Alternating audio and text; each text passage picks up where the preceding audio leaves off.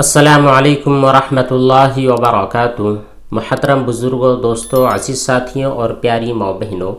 اللہ تعالیٰ کی ذات سے قوی امید ہے کہ انشاءاللہ آپ تمام حضرات بخیر و عافیت ہوں گے۔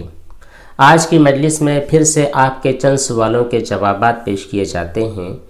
سب سے پہلا سوال ایک خاتون نے کیا ہے، کہتی ہیں کہ اگر بارش کا گندا پانی یا پھر بارش کی گندی مٹی جو کہ تر وغیرہ ہو گئی ہو اور وہ ہمارے کپڑے یا بدن پر لگ جائے تو دھونے کے بعد کہیں کہیں مٹی کا دھبا نظر آتا ہے تو کیا ہمارے کپڑے پاک سمجھے جائیں گے یا پھر ناپاک ہی رہیں گے؟ دیکھیے، اگر وہ پانی واقعتاً ناپاک ہے، نجس ہے، گندا ہے اور وہی یا پھر کیچڑ آپ کے کپڑے یا بدن پر لگ گیا ہے تو آپ کو انہیں دھونا ضروری ہے۔ دھونے کے بعد جو مٹی کے دھبے ہیں بہت زیادہ محنت اور مشقت کے بعد بھی نہیں نکلتے ہیں تو وہ دھبے معاف ہوتے ہیں۔ اگلا سوال ایک صاحب نے کیا ہے، السلام علیکم مفتی صاحب، اگر کوئی ریگزین ہو اور اس پر ریگزین سے ہی کوئی پھول بوٹے وغیرہ بنائے گئے ہوں تو کیا ایسی ریگزین کو پوچھ دینے سے پاک ہو جائے گا اگر اس پر نجاست لگی ہو؟ ریگزین، اس کے اوپر جو گل بوٹے بنے ہیں ریگزین سے ہی بنے ہیں، مطلب یہ ہے کہ اس کے کارنرز نہیں ہے، ڈاٹس نہیں ہے جن کے اندر نجاست بیٹھ سکتی ہے، ایسی کوئی چیز نہیں ہے، بالکل پلین ہے اور رگڑ دینے اور پوچھ دینے کی وجہ سے وہ پوری نجاست ختم ہو جاتی ہو تب آپ کا وہ ریگزین پاک ہو جائے گا۔ اور اگر اسی کنڈیشن ایسی نہیں ہے بلکہ کہیں کہیں کارنرز ہے جو نجاست کو اپنے اندر چھپا لیتا ہے تو پھر ایسی ریگزین کو دھونا ضروری ہوگا۔ اگلا سوال پھر سے ایک صاحب نے کیا ہے، السلام علیکم مفتی صاحب، اگر عورت یا پھر لڑکی لوٹے سے استنجا کرے اور لوٹے میں کچھ پانی رہ جائے تو کیا مرد اس بچے ہوئے پانی سے یعنی اس لوٹے سے استنجا کر سکتا ہے یا نہیں؟ اسی طرح کوئی خاتون ہے جس نے بالٹی میں غسل کیا ہے اور اسی بالٹی میں کچھ پانی بچا ہوا ہے تو کیا کوئی مرد اس بچے ہوئے پانی سے غسل کر سکتا ہے یا نہیں؟ دیکھیے، عورت کے لیے مرد کے غسل سے بچے ہوئے پاک پانی سے غسل کرنا درست ہے، اسی طرح بچے ہوئے پانی سے وضو کرنا بھی درست ہے۔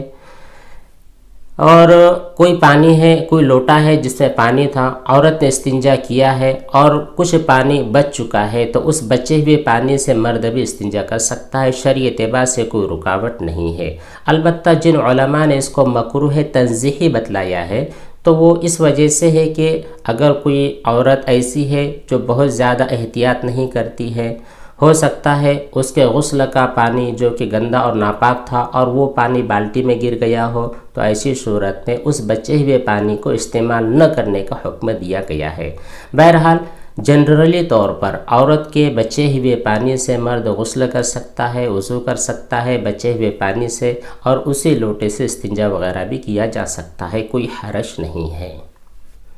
اگلا سوال ایک صاحب نے کیا ہے، السلام علیکم مفتی صاحب، ایک وضو سے کتنی نماز پڑھی جا سکتی ہے؟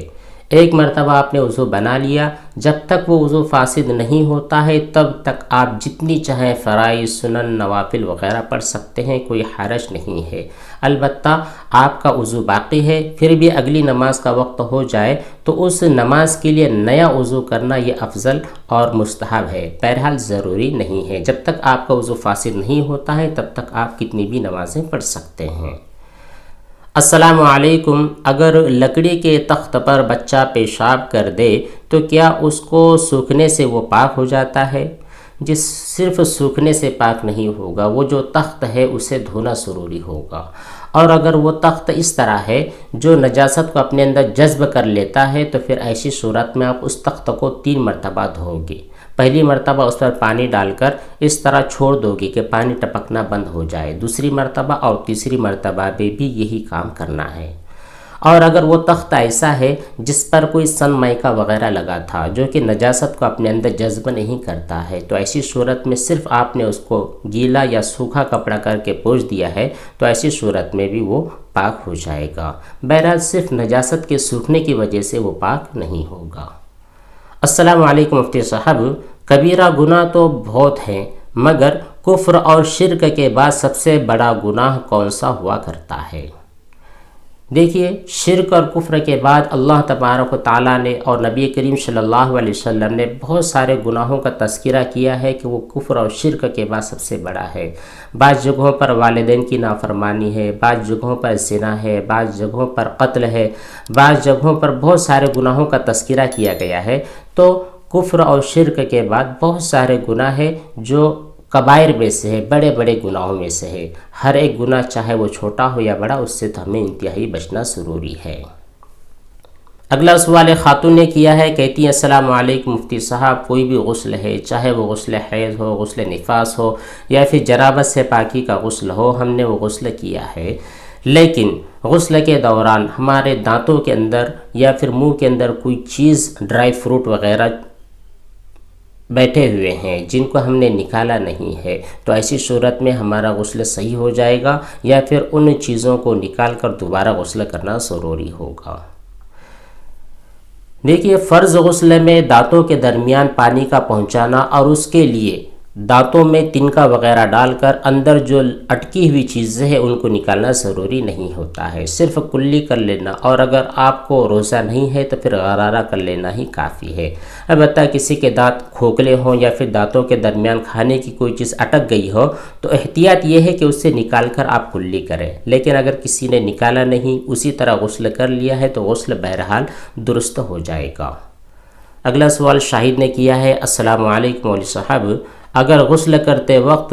باتھ روم میں ٹاول یا پھر کپڑا نیچے گر جائے تو کیا وہ ناپاک ہو جائے گا؟ اگر نیچے نجاست ہے، ناپاکی ہے تو ظاہر بات ہے ناپاک ہو جائے گا، اور اگر نیچے کوئی نجاست نہیں ہے اور جو پانی ہے وہ بھی گندا نہیں ہے تو ایسی صورت میں آپ کا ٹاول اور کپڑے وغیرہ کوئی بھی چیز ناپاک نہیں ہوگی۔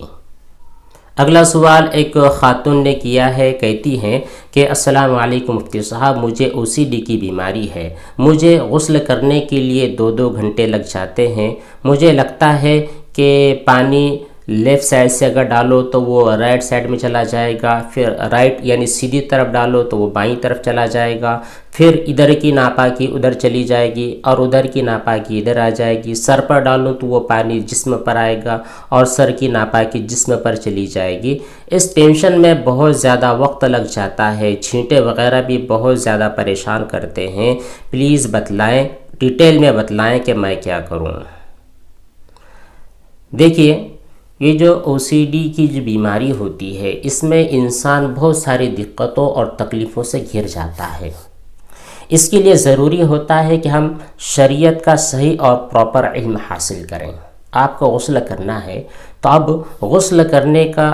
علم آپ کو حاصل کرنا ہے، شریعت نے کس طرح غسل کرنے کو درست قرار دیا ہے اور کس طرح وسوسوں اور شکوک و شبہات سے بچنے کی تعلیم دی ہے، یہ آپ کو جاننا ضروری ہے۔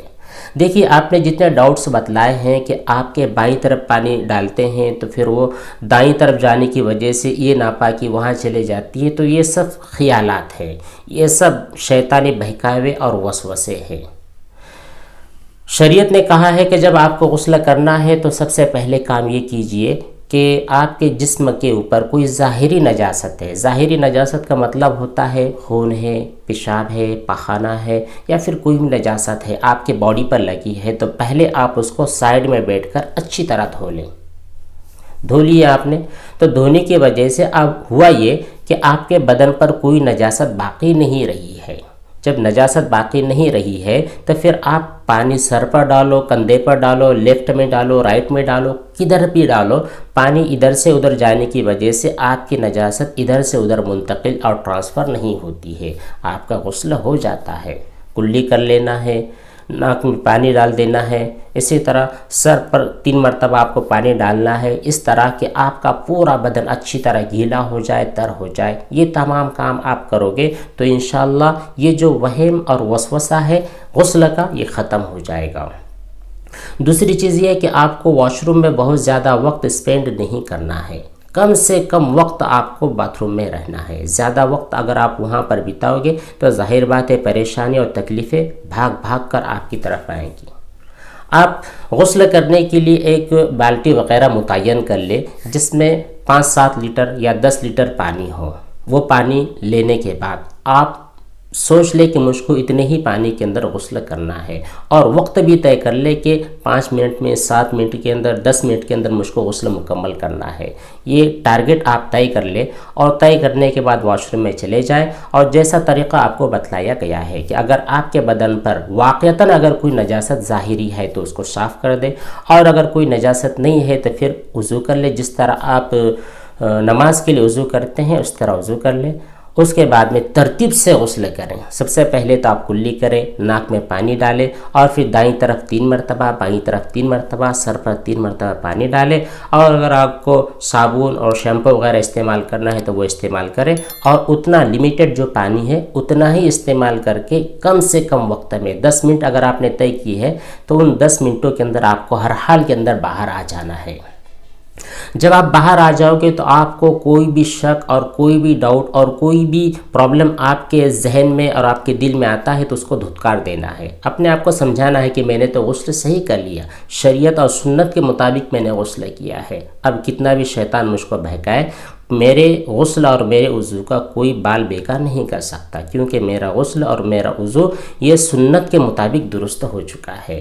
امید ہے کہ ان تمام باتوں پر عمل کرنے کی وجہ سے یہ جو پانی کا وسوسہ ہے، پانی کی جو OCD ہے، یہ انشاءاللہ ختم ہو جائے گی۔ کثرت سے آپ لا حول ولا قوت الا باللہ کا ورد کیا کریں۔ یہ تھے چند سوالات اور ان کے جوابات جو آپ کی خدمت میں پیش کیے گئے ہیں۔ اس کے علاوہ اور بھی جو بہت سارے سوالات ہیں انشاءاللہ کل کی مجلس میں بیان کیے جائیں گے۔ اللہ تبارک و تعالی ہم تمام کو عمل صالح کی توفیق بخشے۔ والسلام علیکم ورحمۃ اللہ وبرکاتہ۔